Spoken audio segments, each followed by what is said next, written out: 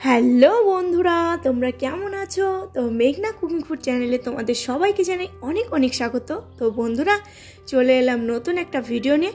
তো বন্ধুরা, আজ আমি বানাবো কড়াইশুঁটির কচুরি। তো তোমরা তো সবাই খেয়েছো কড়াইশুঁটির কচুরি, কিন্তু আজ আমি যেভাবে বানাবো আমি সেভাবে হয়তো তোমরা অনেকেই খাওনি, একদম নতুনত্বভাবে, আর দেখতেও যেমনি সুন্দর খেতেও তেমনি সুন্দর। তো চলো বন্ধুরা, এবার ভিডিওটা আমি শুরু করছি। তো প্রথমে দেখো আমি নিয়ে নেব ময়দা, তবে ময়দাটা কিন্তু আমি চেলে নেব, আর ময়দার মধ্যে নোংরা থাকে। তো দেখো আমি এখানে 3 বাটি পরিমাণে ময়দা নিয়ে নিয়েছি। এবার দেখো ময়দাটাকে খুব ভালোভাবে চেলে নিচ্ছি, কিন্তু ময়দায় কোনো রকম নোংরা ছিল না। তো যাই হোক, এবারে দেখো ময়দার মধ্যে দিয়ে দেবো আমি সুজি। তো যেই বাটি পরিমাণে আমি ময়দা ভেবে নিয়েছি সেই বাটি পরিমাণে নিয়ে নিলাম সুজি। তবে সুজিটা নিয়েছি আমি হাফ বাটি, 3 বাটি ময়দায় আমি হাফ বাটি সুজি দিয়েছি। আর দেখো এখানে দিয়ে দেবো স্বাদ মতো লবণ, আর দিয়ে দিলাম 2 টেবিল চামচের মতো সাদা তেল। তো আর দেবো আমি অল্প একটু চিনি। এবার সমস্ত উপকরণ খুব ভালোভাবে মিশিয়ে নিয়ে এবার দেখো কুসুম গরম জল দিয়ে আমি ময়দাটাকে খুব ভালোভাবে মেখে নেব।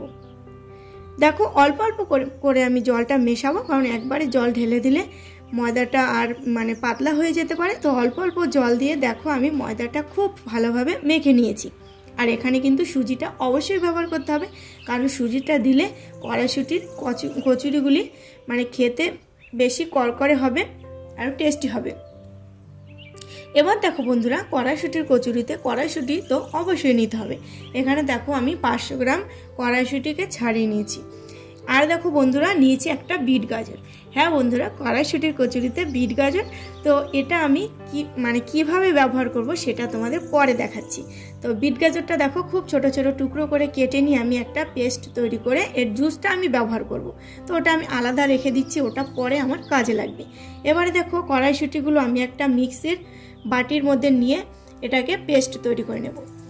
আর দিয়ে দিলাম এর মধ্যে 2টো কাঁচা লঙ্কা আর 2 ইঞ্চির মতো আদা। এবার দেখো বন্ধুরা, আমি কড়াইশুঁটির খুব সুন্দর একটা পেস্ট তৈরি করে নিয়েছি। এবার আমি একটা বাটিতে কড়াইশুঁটির পেস্টটা ঢেলে নেব। আর দেখো বন্ধুরা, খুব সুন্দর কিন্তু পেস্টটা তৈরি হয়ে গেছে। একদম মিহি পেস্ট তৈরি করে নিতে হবে, কোনো রকম দানা দানা ভাব যেন না থাকে। দেখো আমি কেমন মিহি করে তৈরি করেছি, তো এইভাবেই করতে হবে। এবারে দেখো আমি শুকনো খোলায় জিরে, ধনে আর একটা শুকনো লঙ্কা আমি ভেজে নিয়ে গুঁড়ো করে নেব। তো এটা আমার পরে কাজে লাগবে। এবার দেখো একটা কড়াইয়ের মধ্যে দিয়ে দিলাম 2 টেবিল চামচের মতো সর্ষের তেল। এর মধ্যে দিয়ে দেব কালো জিরে। তো কালো জিরেটা কিন্তু দিতে হবে। এবার দেখো যে কড়াইশুঁটির পেস্টটা আমি তৈরি করে নিয়েছিলাম, তো এটা আমি কড়াইয়ের মধ্যে ঢেলে দেবো। তো এটা একটু জল জল রয়েছে, কারণ এর মধ্যে আমি একটু জল ব্যবহার করে পেস্টটা তৈরি করেছি। তো দেখো এবার আমি কড়াইতে ঢেলে দিয়ে একটু শুকনো শুকনো করে রান্না করে নেব। তো 5 থেকে 7 মিনিট লাগবে। দেখো আমি খুব সুন্দর করে এর মধ্যে দিয়ে দিলাম এবার স্বাদ মতো লবণ। আগে কিন্তু এর মধ্যে কোনো লবণ ব্যবহার করিনি। তো দেখো এটা প্রায় শুকনো শুকনো হয়ে এসেছে।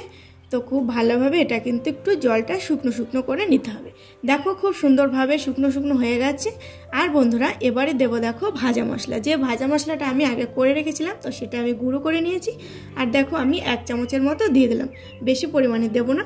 তো বেশি দিলে আবার ঝাল বেশি হয়ে যাবে, মশলা বেশি হলে আবার ভালো লাগবে না খেতে অতটা। তো আমি 1 চামচ দিলাম। তো 1 চামচ দেওয়ার পরে খুব ভালোভাবে মিশিয়ে নিয়ে এবার আমি একটা বাটির মধ্যে তুলে নেব।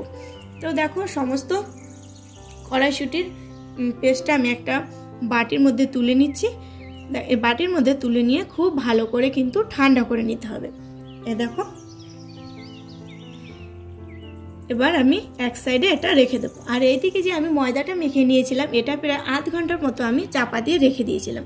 এবার দেখো খুব সুন্দর নরম হয়ে গেছে। তবে এটার মধ্যে সুজি রয়েছে বলে একটু মেখে নেবো আর একটু ভালো করে। দেখো আমি একটু ভালো করে মেখে নিচ্ছি, কিন্তু এর মধ্যে কিন্তু সুজির দানা দানা ভাবটা থেকেই যাবে। তো এটা থাকলে যতটা এরকম থাকলে কিন্তু এটা বেশ ক্রিস্পি হবে জিনিসটা। তো দেখো বন্ধুরা, এবার আমি লেচিগুলো কেটে নেব। তো একটু বড় বড় করে লেচি কাটতে হবে। লুচিতে যেমন আমরা লেচি কাটি, তো সেরকম করলে কিন্তু একদমই হবে না। তো একটু বড় বড় করে লেচিগুলো করতে হবে।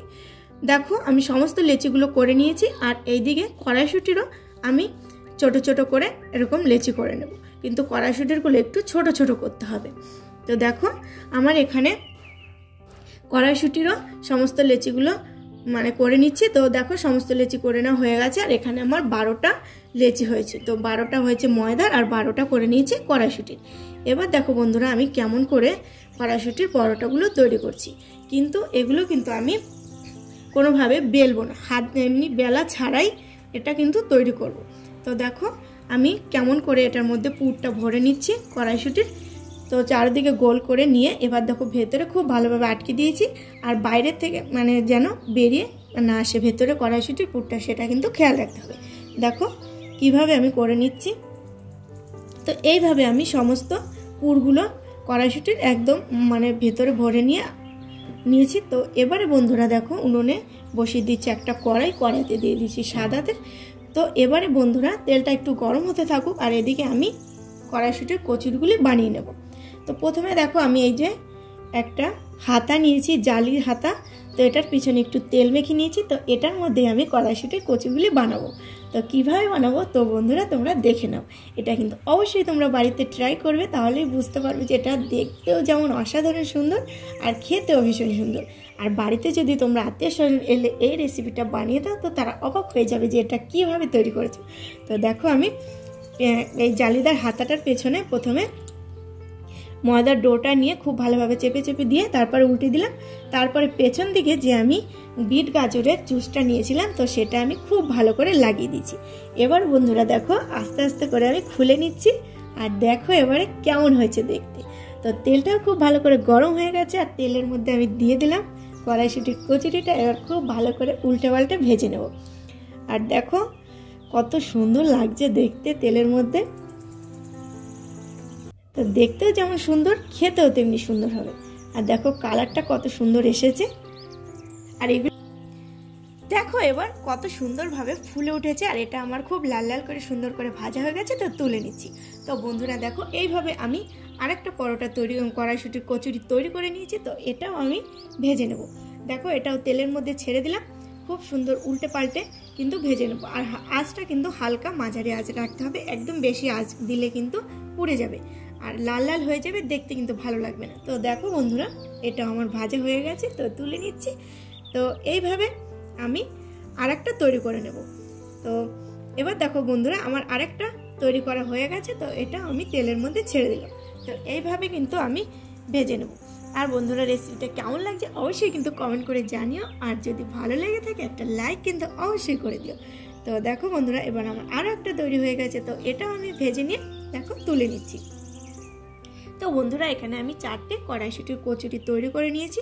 তো বাদবাকিগুলো আমি পরে ভেজে নিচ্ছি। তো মানে এগুলো তোমাদের দেখিয়ে নিই। আর বন্ধুরা দেখো এবার আমি কিন্তু একটা আলুর তরকারি করে নিয়েছি। এটা আলুর দমের সাথে তোমরা খেতে পারো। তো এটা একটু ভেঙে দেখাচ্ছি ভেতরটা কেমন হয়েছে। আর বন্ধুরা দেখো ভেতরটায় কড়াইশুঁটির যে পুরটা পুরো চারিদিকে একদম ছড়িয়ে আছে, আর উপরটা একদম খাস্তা হয়েছে। তো ভীষণ সুন্দর হয়েছে রেসিপিটা। আর এটা আমি একটু টেস্ট করে দেখবো তো কেমন হয়েছে। তো অবশ্যই ভালো হবে খেতে। আর বন্ধুরা তোমরা অবশ্যই এরকম একটা রেসিপি বাড়িতে তৈরি করে দিয়ে সবাইকে চমকে দিও। তো বন্ধুরা আমি ভিডিওটা এখানেই শেষ করছি। নতুন একটা ভিডিওতে তোমাদের সঙ্গে দেখা হচ্ছে। ততক্ষণে ভালো থেকো, সুস্থ থেকো, বাই।